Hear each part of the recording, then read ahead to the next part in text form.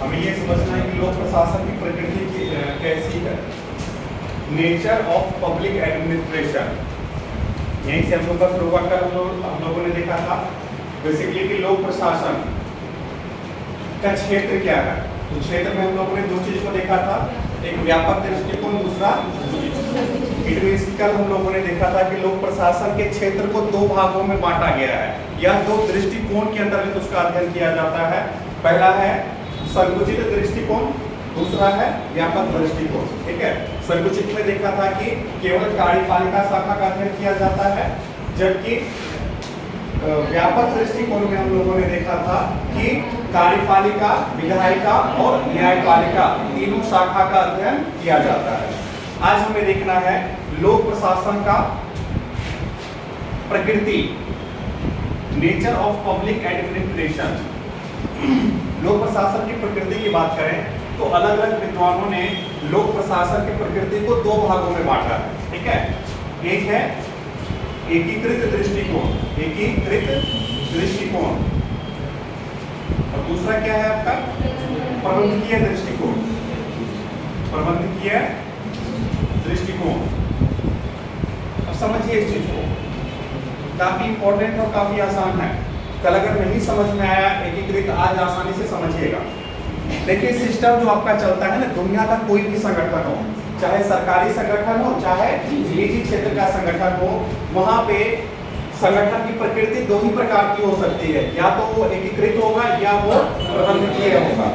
अब दोनों में अंतर क्या है, बहुत ही आसान भाषा में आप जानते हैं कि कुछ कंपनी के जो मालिक होते हैं वो उदार प्रकृति के होते हैं, उदार लिबरल होते हैं। ठीक है, इसका क्या मतलब है, उनका ये मानना है कि संगठन केवल मालिक नहीं चला रहा है, संगठन केवल ऑनर नहीं चला रहा है, उस संगठन को चलाने में उस संगठन से जुड़े हुए सभी लोगों का समान महत्व है।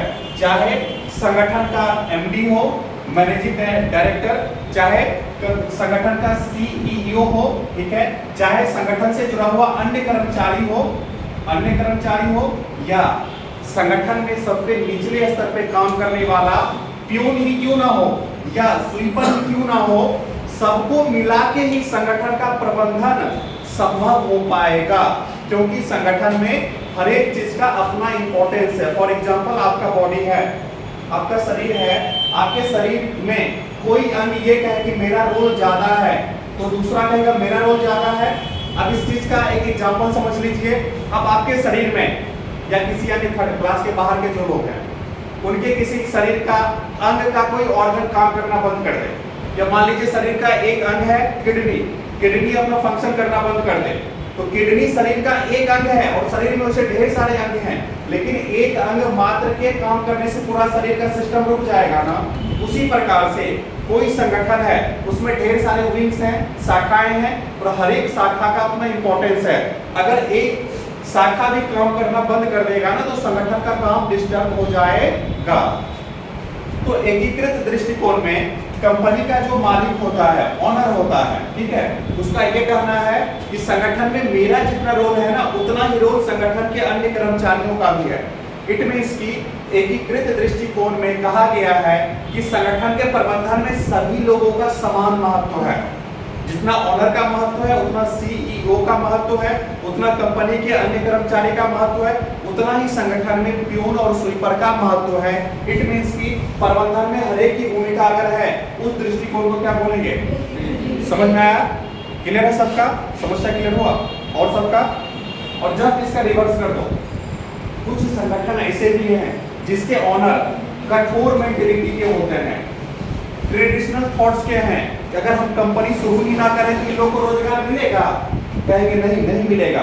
इट मींस की कोई संगठन है, उस संगठन को चलाने का श्रेय केवल और केवल कौन लेता है, कंपनी का मालिक। अगर किसी संगठन में इस दृष्टिकोण के अनुसार काम होता है तो वैसा दृष्टिकोण क्या कहलाता है, प्रबंधकीय दृष्टिकोण कहलाता है। अंतर स्पष्ट हुआ?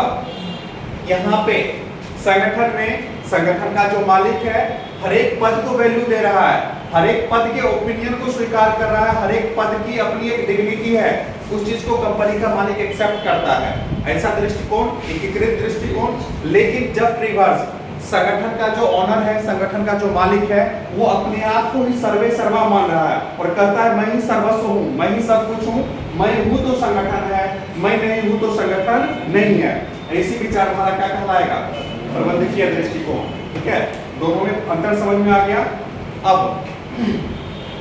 दोनों दृष्टिकोण के कुछ पॉजिटिव पहलू हैं, कुछ नेगेटिव पहलू हैं। इसमें भी कुछ पॉजिटिव एस्पेक्ट्स हैं, कुछ नेगेटिव हैं, इसके भी कुछ पॉजिटिव हैं, कुछ नेगेटिव हैं। इट मींस कि कह सकते हो ये दृष्टिकोण लोकतांत्रिक भावना के अनुकूल है, सभी को वैल्यू दिया जा रहा है, सभी का कदर किया जा रहा है। लेकिन ये दृष्टिकोण ऑटोक्रेसी को इंडिकेट करता है, तानाशाही प्रवृत्ति को क्या करता है? प्रदर्शित करता है। अंतर स्पष्ट है। अब देखेंगे एकीकृत दृष्टिकोण के पॉजिटिव पहलू, सकारात्मक पहलू, और उसके बाद देखेंगे निगेटिव पहलू। यहाँ तक क्लियर है सबका? आगे बढ़ा जाए, चलिए आगे देखते हैं।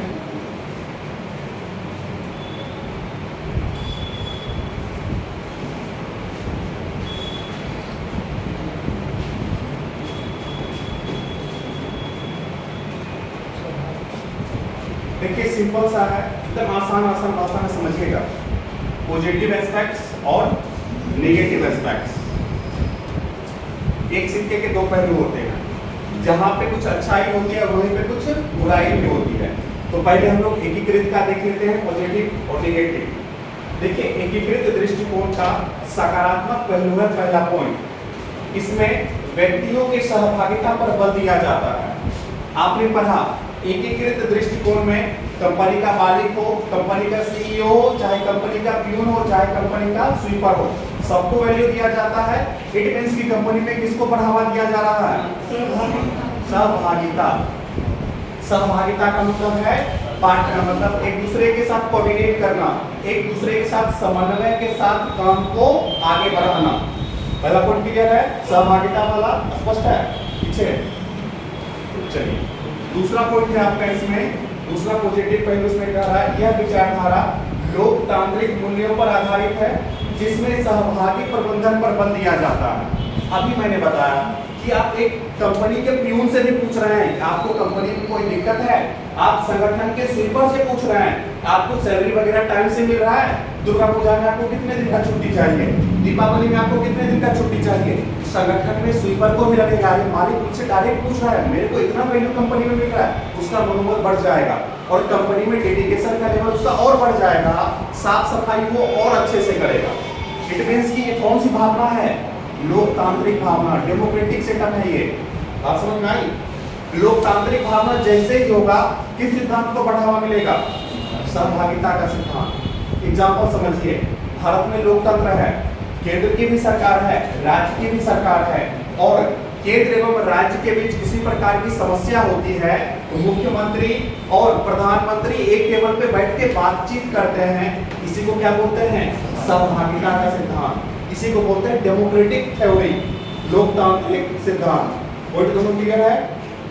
तीसरे पॉइंट पे आते हैं। तीसरा पॉइंट आपका कहता है इस विचारधारा के माध्यम से प्रशासन में मानवीय मूल्यों का विकास होता है। मानवीय मूल्य, मानवीय मूल्य का मतलब होता है ह्यूमन वैल्यूज। अरे भाई एक स्वीपर ही है लेकिन उसका भी तो कुछ अपना थॉट्स होगा, उसकी भी तो अपनी कुछ डिग्निटी होगी, उसका भी तो कुछ सेल्फ रिस्पेक्ट होगा। उसको आपने अगर रिस्पेक्ट दे ही दिया, उसको आप अपने प्यार से कुछ बोल ही दिया तो आपका क्या चला जाएगा? समझ रहे हो ना? तो अगर आप स्वीपर से भी प्यार से बोल रहे हो मतलब आपके अंदर क्या है?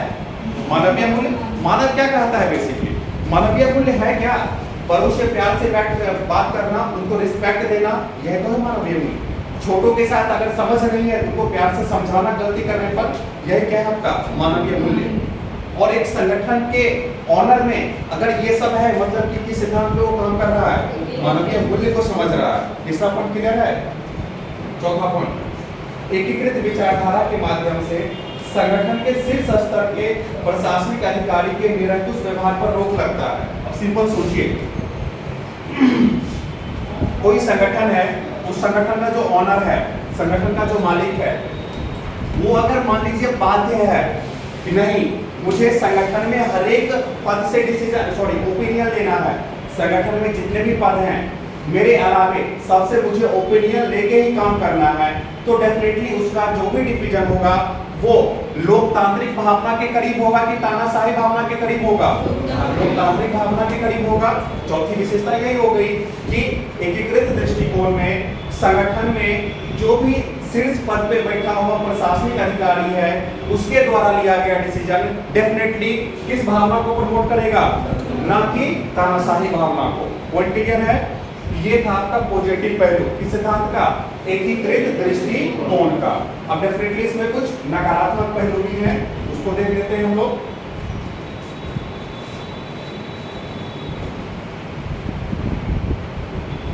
मैंने कल के क्लास में बोला था, उससे पीछे के भी क्लास में बोला था, अगर आपने पहले और दूसरे लेक्चर को समझ लिया उसके बाद आगे का टॉपिक एकदम सिंपल है और वही चीज आप देख रहे होगे। टाइम लग रहा है, एक एक पॉइंट को आसानी से एक्सप्लेन करते हुए हम लोग निकल रहे हैं, सबको समझ में भी आ रहा होगा।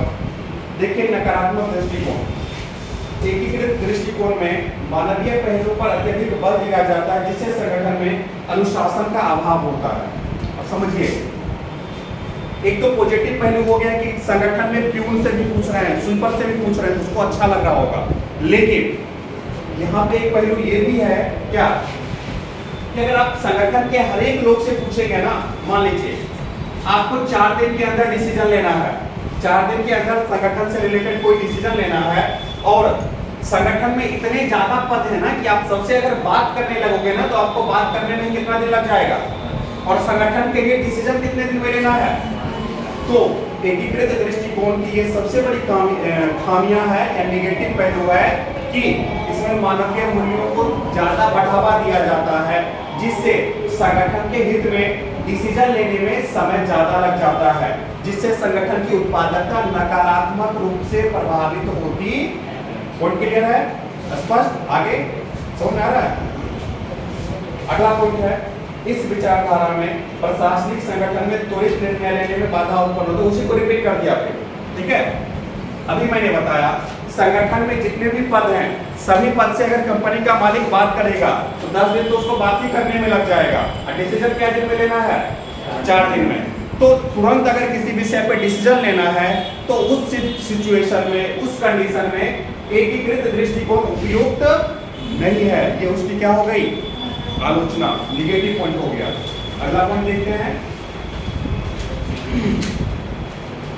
तो ये था एकीकृत दृष्टिकोण के पॉजिटिव पहलू और निगेटिव पहलू। 2 मिनट का समय है, नोटबुक आपके सामने है, समस्या हो पूछ लो, 2 मिनट देख लीजिए।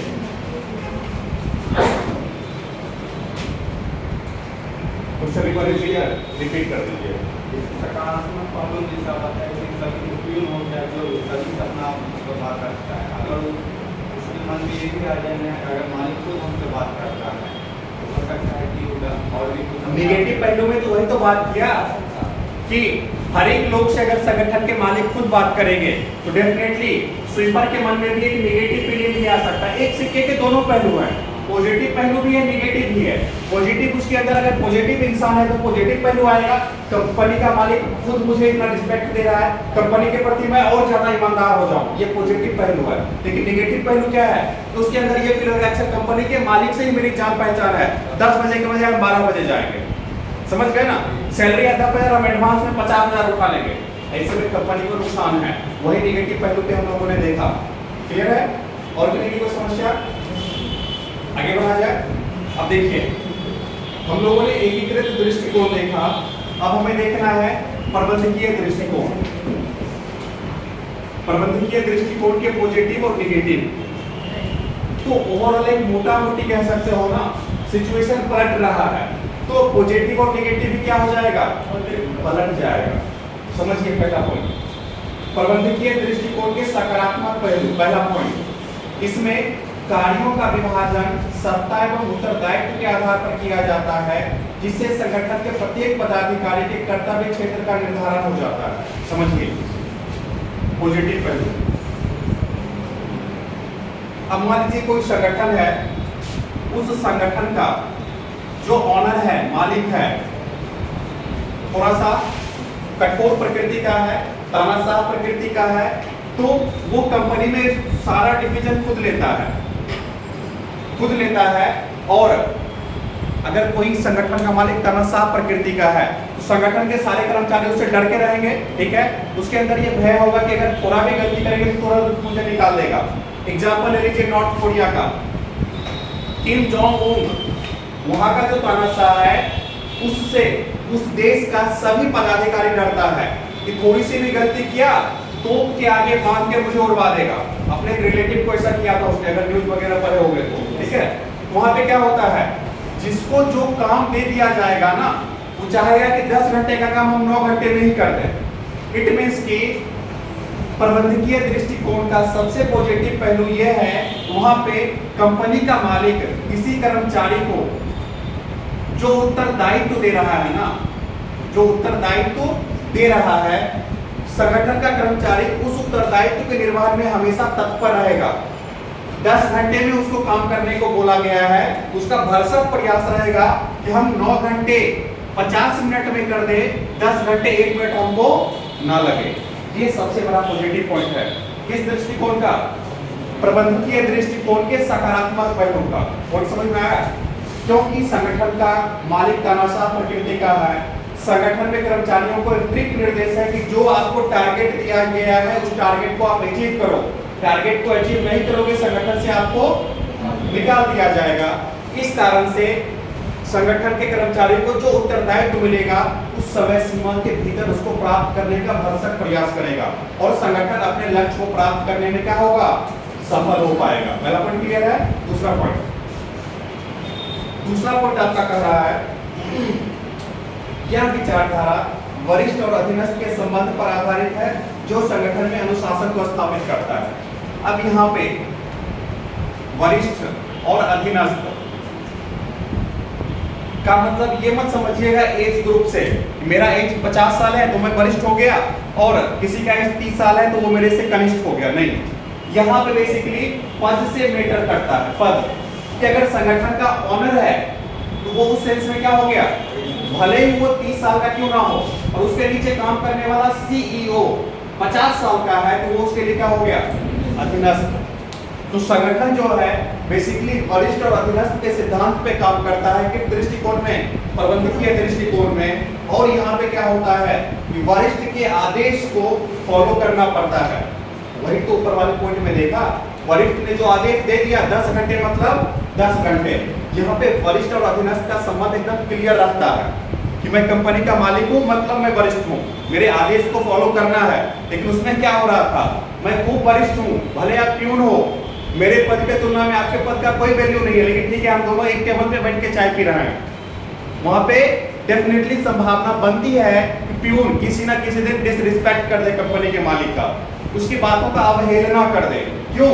क्योंकि लगा अच्छा एक ही टेबल पे तो बैठ के चाय पी रहे हैं। इसका मैंने खूब एग्जाम्पल पेश किया है, खूब पेश किया है, बताऊंगा कभी, ठीक है ना। इसलिए ये दृष्टिकोण ज्यादा बेहतर होता है वरिष्ठ और अधीनस्थ, इसमें ये देखा जाता है प्रबंधकीय दृष्टिकोण में। पॉइंट क्लियर है। तीसरा पॉइंट आपका कह रहा है यह विचारधारा प्रशासकों को विशिष्ट कार्य के लिए प्रशिक्षित करता है जिससे प्रशासनिक कुशलता का विकास होता है। समझिएगा, बेसिकली प्रबंधकीय दृष्टिकोण में, समझिएगा, प्रबंधकीय दृष्टिकोण में कर्मचारियों को विशिष्ट कार्य के लिए प्रशिक्षित किया जाता है जिससे अल्टीमेटली किस चीज का विकास होता है, दक्षता, कार्य कुशलता का विकास होता है। तुलना कीजिए, ज्यादा बेहतर समझ में आएगा। एकीकृत दृष्टिकोण में इतना लिबरल था ना कंपनी का मालिक कि स्वीपर से चाय भी बनवा लेता था, उससे झाड़ू भी दिलवाता था। कंपनी का जो क्लर्क था उससे अपना घर का भी काम करवा लेता था, ऑफिस का भी काम करवाता था। यानी उसके कार्य में फ्लेक्सिबिलिटी थी, लचीलता था, कुछ भी काम करवा लिया जाता था। किसमें? एकीकृत में।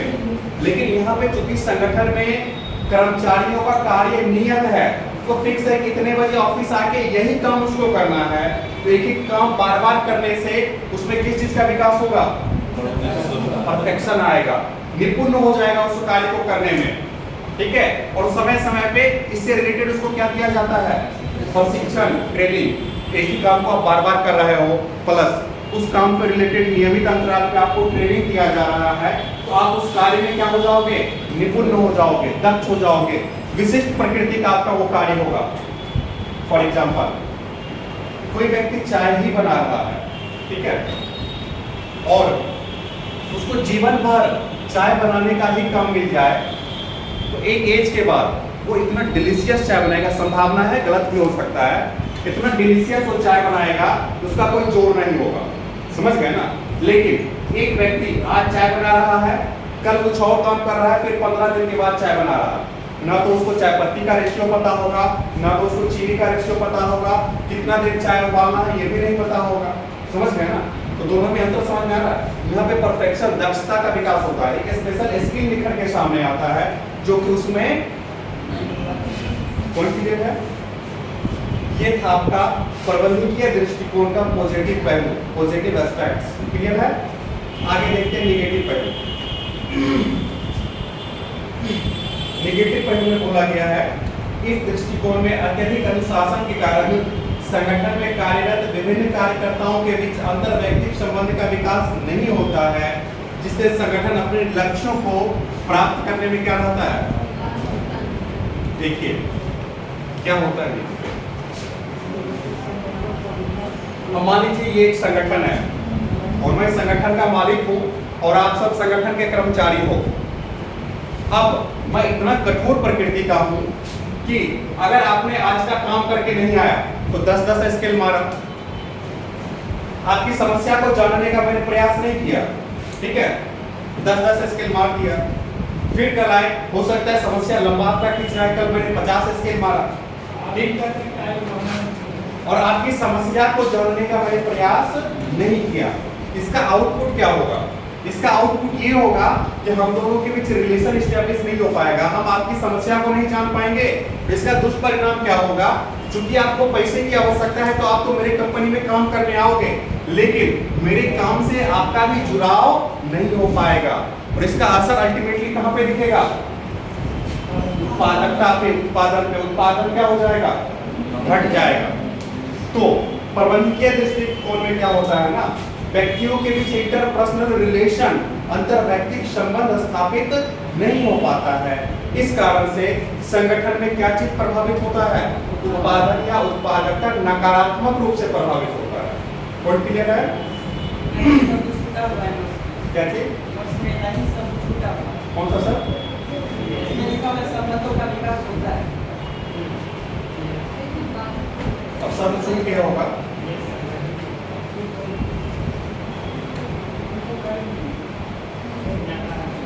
एक मिनट,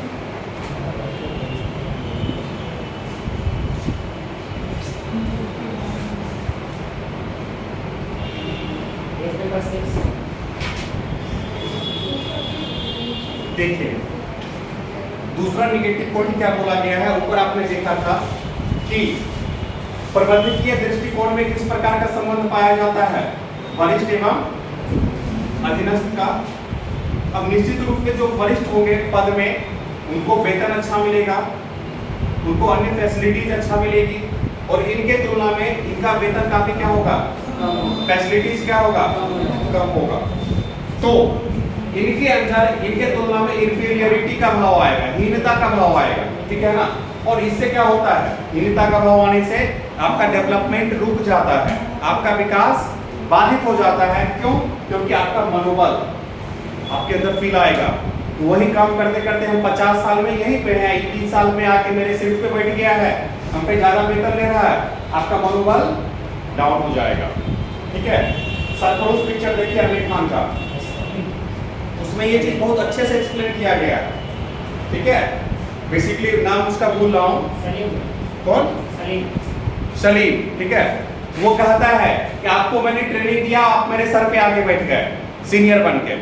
सीनियर वो एज में नहीं था आमिर खान उस पिक्चर में, सीनियर वो किस सेंस में था, पद के सेंस में था, वो डिप्टी एसपी के पोस्ट पे था, और उसको ट्रेनिंग किसने दिया था, सलीम, जो नॉर्मली हवलदार कांस्टेबल टाइप का पोस्ट पे था। यही चीज है, उसके अंदर क्या फीलिंग आ गई थी सलीम के अंदर। सरफरोश पिक्चर अगर देखा होगा तो समझ रहे होंगे।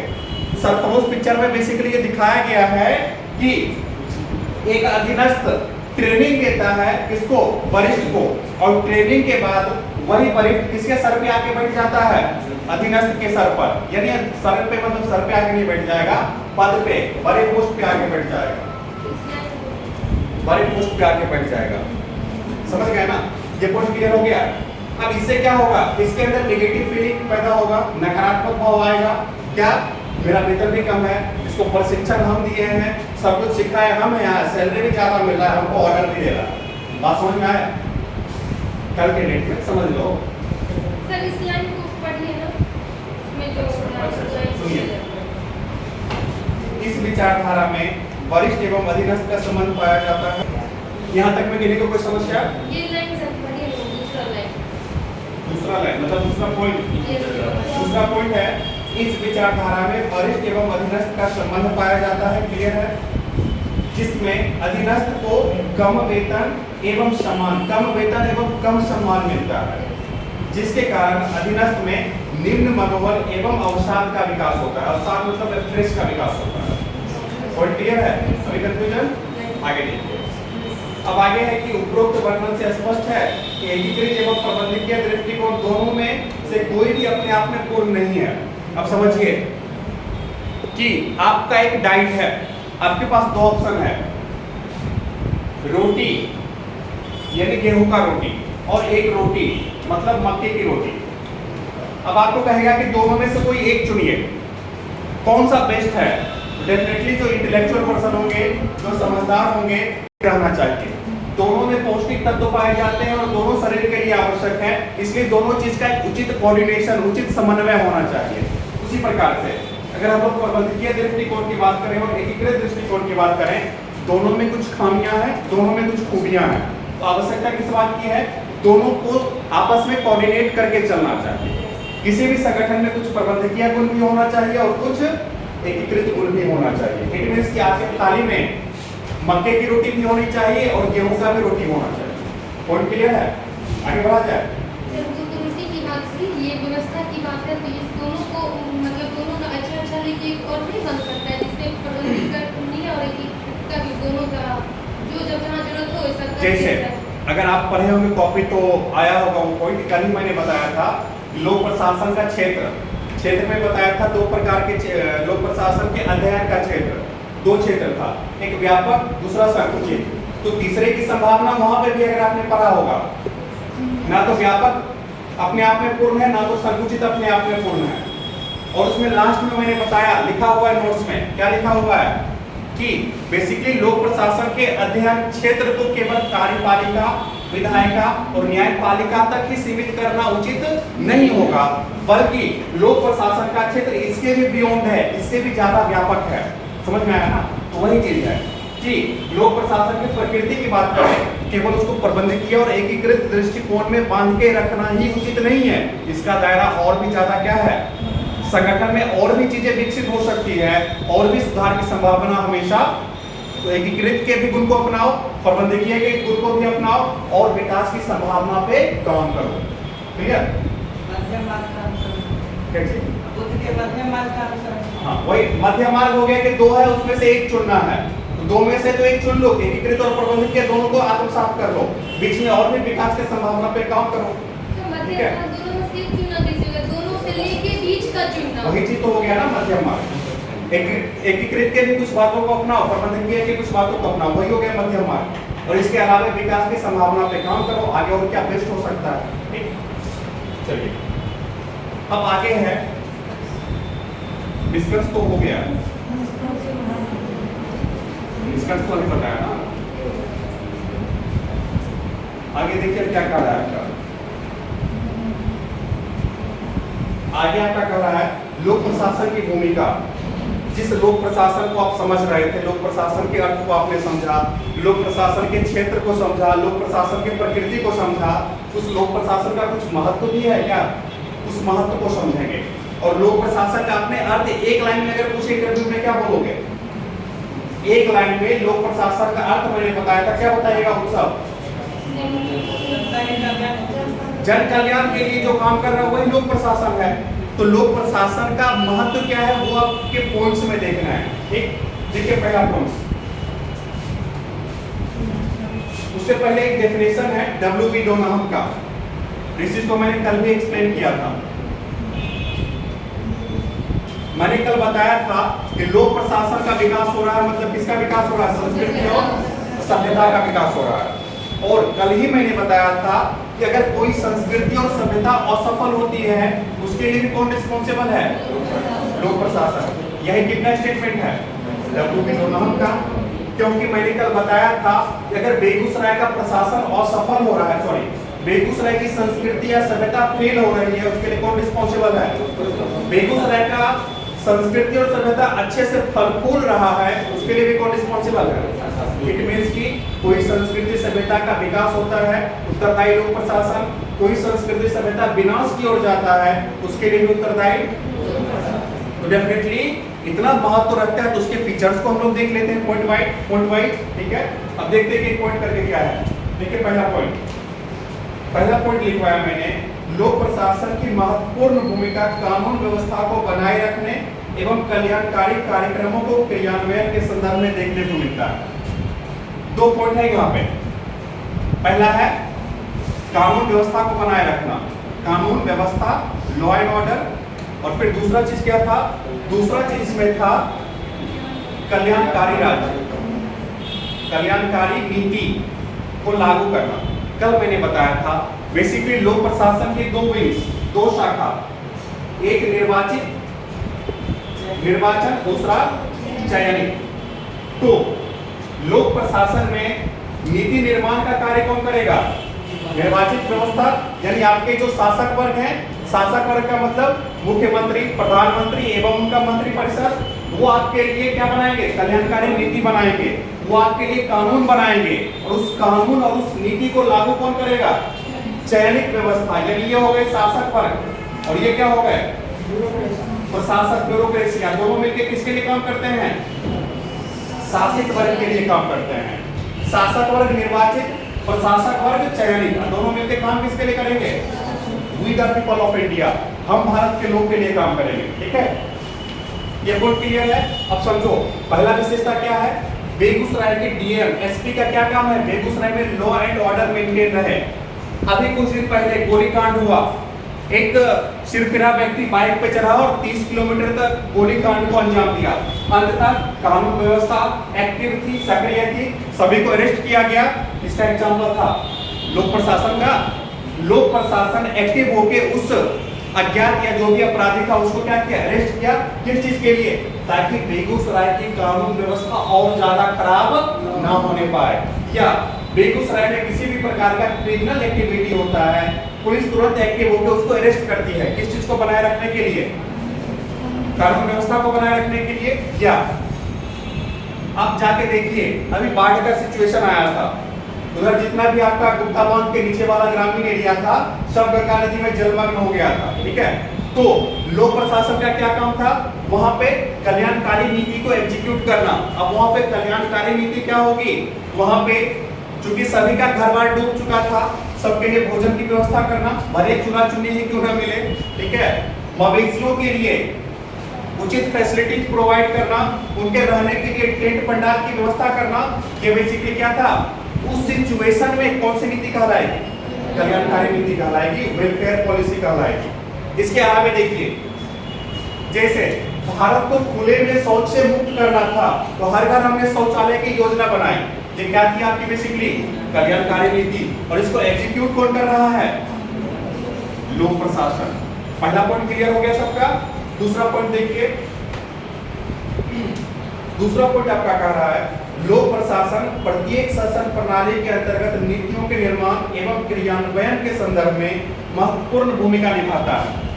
अब पॉइंट समझिए, ये जो आपके निर्वाचक है ना, निर्वाचित के माध्यम से जो आपके शासक बनते हैं, यानी आपके प्रधानमंत्री एवं मुख्यमंत्री तथा उनका मंत्री परिषद, सबका एक निजी सचिव होता है, पर्सनल सेक्रेटरी जिसको बोलते हैं। और सब क्या होता है? एक आईएएस होता है, ठीक है। और आईएएस अपने आप में क्या है? लोक प्रशासक, ठीक। तो बेसिकली हम लोग जो कहते हैं ना, भारत सरकार ने शौचालय योजना चलाया, या बिहार सरकार ने हर घर नल का जल योजना शुरू किया।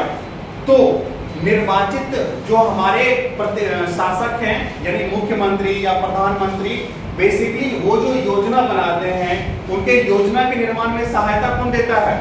निजी सचिव, जो एक प्रकार का क्या है, लोक प्रशासन, ब्यूरोक्रेसी का पार्ट है वो, ठीक है। दूसरा विशेषता यही तो कहा गया है कि लोक प्रशासक जो हैं वो नीतियों के निर्माण में क्या करते हैं, महत्वपूर्ण भूमिका अदा करते हैं। Point clear.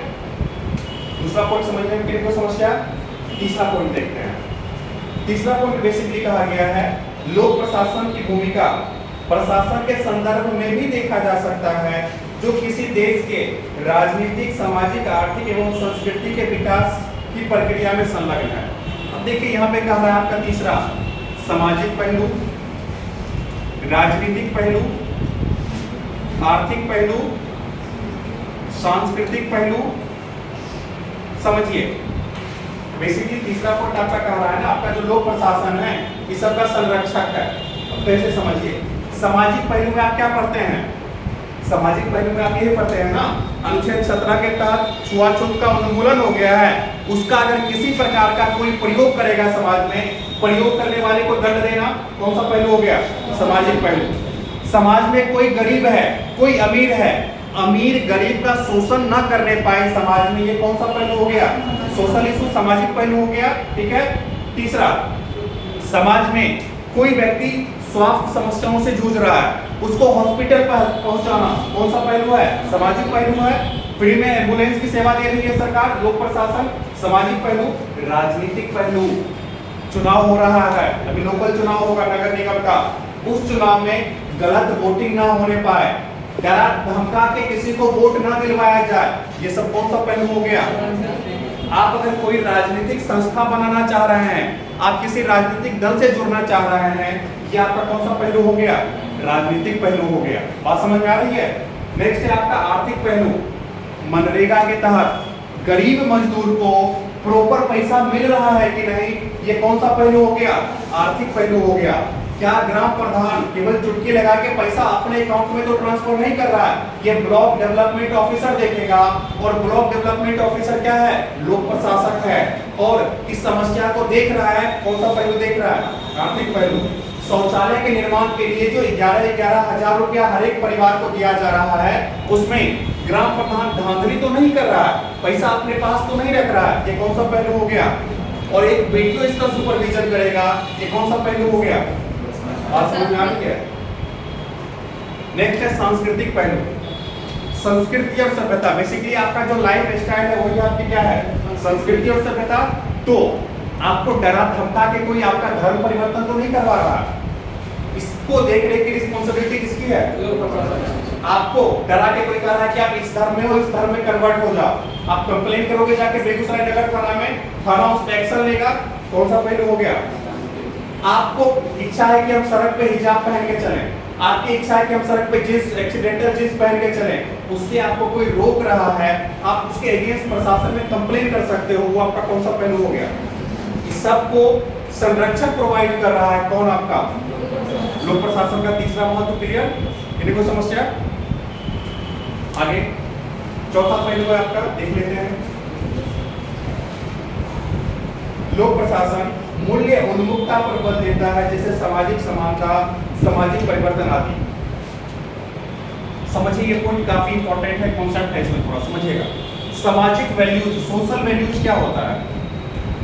सोशल वैल्यूज सामाजिक मूल्य, समाज में सबको समानता का अधिकार हो, समाज में सभी को 2 वक्त की रोटी मिले, समाज में सभी खुले में शौच से मुक्त हो जाएं, ये सामाजिक पहलू है। समाज में सभी को एक समान वोटिंग राइट मिले, ये सब क्या है, सोशल वैल्यू।